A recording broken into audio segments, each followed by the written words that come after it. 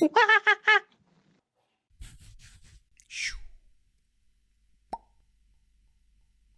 everyone, and welcome to another episode of Bootstrap Software Development. And today we are going to have a general top discussion about if you should use no code or code when you are building a product or doing a project or whatever. Like if you should use no code or not. We are going to describe this from our perspective. We are a team under Crazy Monkeys, 5 people, 3 of them non-technical, 2 of them highly technical. These 2 guys here. We do client sprints, we do our own product, tiny products, we workshops, all kind of things, and no code makes a lot of sense for us at specific times. And right now we want to just chat about when the time is right to use no code and when it's not. Yeah. Yeah, maybe we can start with like a definition of no code, like what it even means. So what does it mean? What does no code mean? You tell Yeah, I us. think We are it's a developers, very man. broad term, but I think like in our case, when we talk about no code, we usually mean like hacking stuff together mm, with products like Airtable, Zapier, Webflow, and like connecting those solutions together to make something which would normally require to write like a proper backend or front end solution. Yeah, but you also said probably like Webflow, and there are other more robust apps or solutions that help that allows you to build a complete app like from start to end. Maybe not that like branded or it doesn't look like completely yours. It's kind of like template-ish, but it works. You can build an app like that without any previous skill and release it, and it's pretty powerful for many people, I believe. Yeah, Mm-hmm. but for me personally, I would like split these two tools. For example, I think Webflow is a good example because at some point, basically, the no-code tool is so complex that it's the same as the actual development, but it can be a little bit quicker. So I think these tools also have like extreme value. But the Webflow is a good example because you pretty much have to know HTML and CSS basically to do a Webflow well. Anyway. So this is something that actually saves times to developers and even designers who know a little bit of HTML. But for example, tools like Zapier or even like complete CRM builders where you just click, I think these are two different markets. It's true. It's true. And just to clarify, guys, I'm a designer and product guy, and I mostly use Webflow, for example, and Figma and no code. I cannot code at all. I cannot program at all. I can code a bit. And these 2 guys, Marek, which is in the white shirt, both are in the white shirt. The one with white AirPods. I have two white airports. All right. Marek, hey. He is the backend developer with a lot of skills with Python and other backend frameworks. And Frederick is full stack developer, both in senior levels. We are working together for more than 6 years, a lot of hard skill experience actually. And we are fascinated by no code, but also maybe not that much as our other part, which is Jordan and Miguel, which you may know from Crazy Monkeys, which are really fascinated by no code and would love to do everything in no code. And the discussion is pretty hot between us sometimes. So and as we discussed, like usage of these tools, like if you decide to use no code or code, is highly dependent on who you are and what project are you building, right? Yeah, it's very hard to summarize this into like a few sentences, because it really depends on everything you are actually doing. Yeah. But I think our approach, what we are trying to do is to combine the two things and, you know, really find the correct level for like a code solution and a no code solution for the given problem, really depending on the what we are trying to do. So for example, when we are doing like the anti-cafe sprint for the client, uh, we have decided to do almost everything in code, but also make a possibility to connect it to Zapier or to Airtable. So like, for example, emailing or some basic, statistics about the users can be done like in Zapier or in Airtable. But we had like a really hot discussion with the guys because they were like more for the no code part. Yeah, it's really a hot discussion when. So if you are not developer at all and you want to build a product, it's like, yeah, use no code and do the best you can. But if you are able to hire a developer or you have a developer in your team, then the discussion becomes interesting, I believe. And the part that is pro no code is that it can enable, so if others to work with your solution that you build. So for example, or like that's the mindset for me right now. So for example, if we do client sprints, it might make sense for us to build it entirely or just at least some part in no code, because then you can give the no code part to the user, to the client, or for example, if it's not the client, you can give it to your employees or like support, whatever, and they can actually modify it and customize it a lot because it's not hard. But it's not always that easy. And if you are building more specific solution for some issue, like for example we did for anti-cafe, anti-people project, we decided to use code because it's faster for us. It's just faster for us, and we know that there is not going to happen like any block kind of. And Yeah, I will, I would like to give.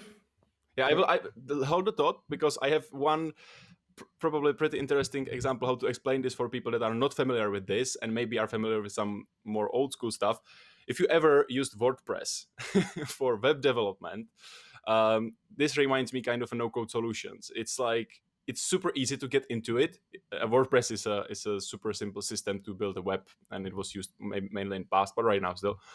Um, it's super simple to get in. Like you really just click install, you set a template, it works. But as soon as you want to get into customization, it gets really hard, and there are pitfalls that can stop you from doing the customizations. And I feel that's the same with many no-code tools. Um, but as Brady said, for example, with Webflow, it's not like that. Like if you are a great coder in Webflow, you can do anything, which is a great like way to do it. I went a bit too deep. Sorry, Marek. Yeah, I think it's perfect example. Like, because usually, like, those new waves of things, it just repeats the history. Hmm. So like Webflow is a really nice, not Webflow, WordPress is a really nice example because it's super easy to set up, but it can get really really messy when you want to do something which it was not designed for.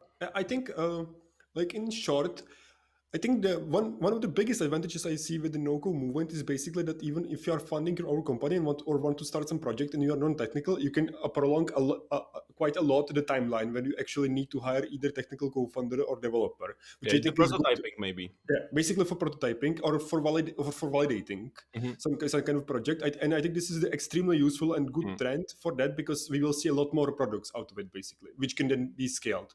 But when you actually start to scale, I think depending on the use case, it will still take years before no code tools are ready for most tasks basically.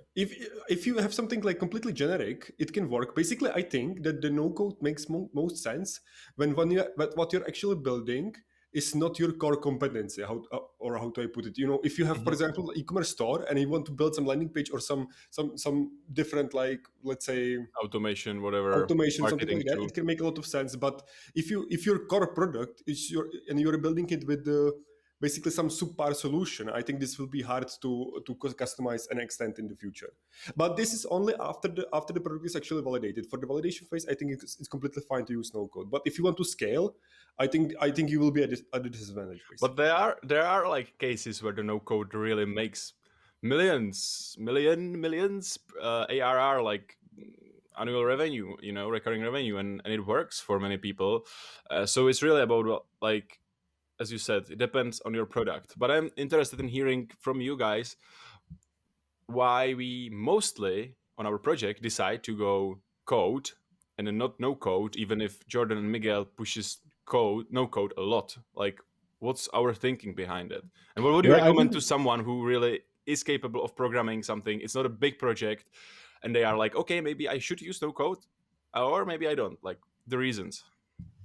I think the reason is that, like, this is actually like our edge, like the Hmm. fact that we are like a complete product team and we can create beautiful products, like, like a real products, not just some hacky thing in a few no code solutions.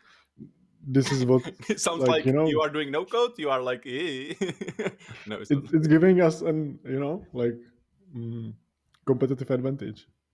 It's basically our core, what's the word? Yeah, so that's Ability. interesting. Strengths, yeah, and Yeah. so that's interesting. So you believe that if you are able to code, you should code even if, for example, no code can be faster sometimes. Actually, Yeah. I think like the biggest problem basically when we choose code for this project is exactly like Mark said, and is because it's simply faster for us if we have like 6 years of experience, for example, with Django. I remember that we had a discussion with Mark where we basically want to use some no-code form solution for this particular client sprint, and basically after 2 hours he wrote me that you cannot do some basic thing with the JSON, Mm, and then we said, okay, fuck it, let's just rewrite it in Django, and it was done in 20 minutes basically. yeah. So this is the advantage, but if you don't have this, then no code is perfect. But if you spend like 6 years in Django, it's basically almost like no code, only you have like extreme amounts of customization, This in is your really expert. interesting. This is so interesting because the trend of no code is so big that I believe many people, for example, will jump. Like I feel it's like a cascade. You are like a creative person that wants to build something, so you start by exploring things, and no code is much more easy for you to get into, right? Like it's easier. There are tutorials, people are talking about it. It's much more hype on YouTube. So you get into it and you start building your product, and you will be able to build great products with this. But as soon as you hit some rock there, or you want to scale, or you want to turn the product into something else, it might be a big issue, and you are looking for a way how to solve this, which might be hiring us developers and doing it from scratch because you did the validation phase. So really, for me, it makes a lot of sense, no code, like to leverage it as much as possible whenever you can, for, as you said, Preddy, validation, prototyping, and like getting the product to market and seeing what's happening. Yeah, and also Yeah, I like think non-core competency business. Basically, if you And want to that, explore something, yeah. if you have a big business, then you can not spend your development. You can spend your development time Mhm. on core business, and then have like some few no-code tools for analytics and emails and anything that is basically not core. I think this can also make a lot of sense. Yeah, I think like for every developer in the world, there's like at least 100 people who like have like a deep technical knowledge, but they don't know how to code. Like you, Yep. for example, Johan. Like you know a lot of about computers, but you just don't have experience coding in any programming Yeah, language. it's But true. when someone gives you like a Webflow or something, it can make you super, super, productive. Yeah, it's true. And It's really interesting because, yeah, for me the Webflow is so empowering. Like it's life changer. It's like I am a designer. I can design everything, and right now, and I was able to code these things. So I coded landing pages before the Webflow era. But as soon as I got into hands the Webflow, I was so much quicker, so much faster. It was so much like easier for me to really go from the design to the code, less hustle. But I feel like Webflow is kind of unique in this sense, like really unique in this sense. And I'm not sure if other apps like Stacker or Zapier or, for example, some mobile building no code apps are the same. I feel they are more like Wix or something like that, Yeah. and that's where I don't like these. I really don't like these because I feel like they give you something, but they don't give you everything I want. But that's maybe because I'm like a experienced kind of product builder. yeah, I think this is the reason. If for example me and Predrag were not coders, we would be some like another designer as you or something like that. I think we would be If I'm not a coder, I would be like you, like a designer. Like if I if we I would would be be, doing Just moving pixels around, man. like very different businesses. Like we wouldn't be building like Welder. We would be building yeah, something else which could be done in no code possibly. yeah, and last one use case that pretty again tapped on is the satellite supporting not core products with Webflow, which for example can be said with our e-commerce business. We are not working on anymore, but we are building a solution for it right now. Because the backend and everything of the e-commerce store is built in Python, Django, in code, no Shopify, no code solutions, which is kind of limiting for the people, my brother right now, who is running the business, because they cannot edit it, and maybe no code solution like Shopify or something like that would make much more sense to them. But there are again some limitations for our style of e-commerce. But we decided to empower them by easily connecting and taking Webflow and building them a nice template that they can just publish and will be connected to their main like store, to the code solution. And that's again where no code can make a lot of sense to empower businesses and let them automate and do stuff on their own. Yeah, I think this is our approach. Like, make it hybrid. Like the core is like a normal code solution made in Python, Django, Ruby on Rails. I don't know, even JavaScript if you want. And then where it makes sense, you connect like the no code solution. So for example, for loans, our e-commerce store, we actually edited the nginx config so that there can be like our Django application running on the same domain as like some Webflow landing pages, and it's all connected. It looks the same, but actually these are like two distinct systems. And I think that's beautiful. That's a joke. It's a meme Yeah, in Czech Republic. Sorry. I think this is what you should do when you have like developers in your team. Like make it like a hybrid approach. Yeah, I'm sorry, I'm silent. I am just looking at our Slack because we got a notification that one of our not big clients, but demanding and high kind of class client charge was not successful, and it's interesting. All right, I think You this don't want is to pay. I think this is where the discussion ends. It was interesting. I I think we will get into the no code and code discussion more in depth in maybe future episodes, more specifically with specific use case. And this was just a kickoff because we believe this is an interesting topic. Oops, and the recording ended there. If you like this episode, leave us a comment, leave us a like. Let us know if you would like to join these episodes. We are doing it remotely, so it's super easy to join us. We record through Welder. You can bring a topic, or you can just join any of our topics. If you really like what we do here, we do this every week. Subscribe to the channel, it would be amazing. Bye.